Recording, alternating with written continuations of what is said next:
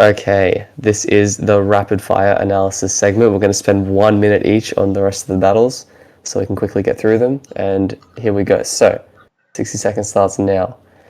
This is me taking on Trenium this week. Ended up winning 4-0. Probably could have been 6-0 if I tried swapping around a bit harder, but I was playing it safe, just taking damage where I could. Trenium spent exactly 69 out of his 115 points, which is quite hilarious. He didn't mean to do that, but it's worked out very well.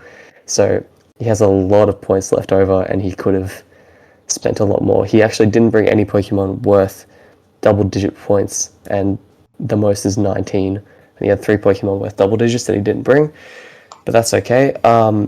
Stamina Politoed almost put in a lot of work, and that scared me the most in mocks. But in the end, Manaphy with AV and Regenerator was just too much to deal with. Fortress put in work. Grassy Glide Serena was really nice, and I just think the low power level of his team wasn't enough in the end. And boom, 60 seconds. We're going to go on to me versus Ish now. So we decided to play really early because he couldn't play. And it turned out to be quite a weird game in that my Raikou just did too much damage to the rest of his team for them to actually have any notable impact on my team. So you can see that it's got 395% damage. That came from Ish trying to maneuver around his screens. Bellybolt put in a lot of work with the screens, but the fact that he had Discharge over Slack Off kind of cost him some maneuverability, I think. Yes, and Normalize Gengar, he brought that in, trying to cheese me out, but Normalize doesn't work on things like Weather Ball. So that's a cool little tech that people can use next for the future weeks. You can see Moth has 5 kills. It's just cleaned up after Raikou took apart his team pretty much. Yeah, not much else to talk about here. Okay, we have Nick taking on Kira. Now, I did plenty of mocks with Nick, and not a lot of them went his way. Kind of demolished him with Boots Me Ascarada because it ignored webs, stuff like that. But in this, it went completely differently. Kira caught him off guard with an offensive Regidrago at lead. Scarf Regidrago.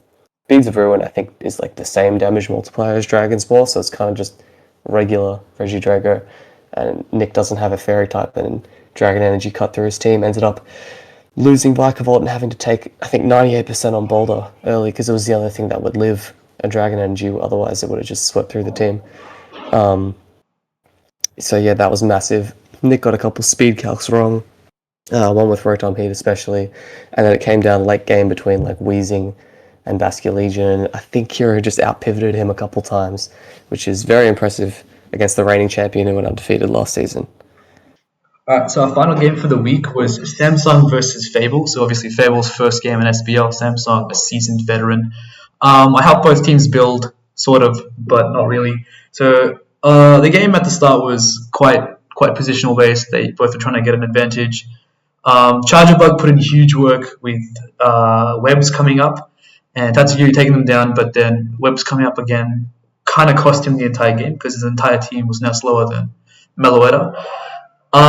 So Jinpao came in on Meloetta one time, and I think lack of knowledge here stopped Fable from clicking Sucker Punch into a Regen Vest. So obviously with Assault Vest, you can only have attacking moves. So game might have gone a different way if that had happened. But after that, it was just Meloetta taking down everything in its vicinity.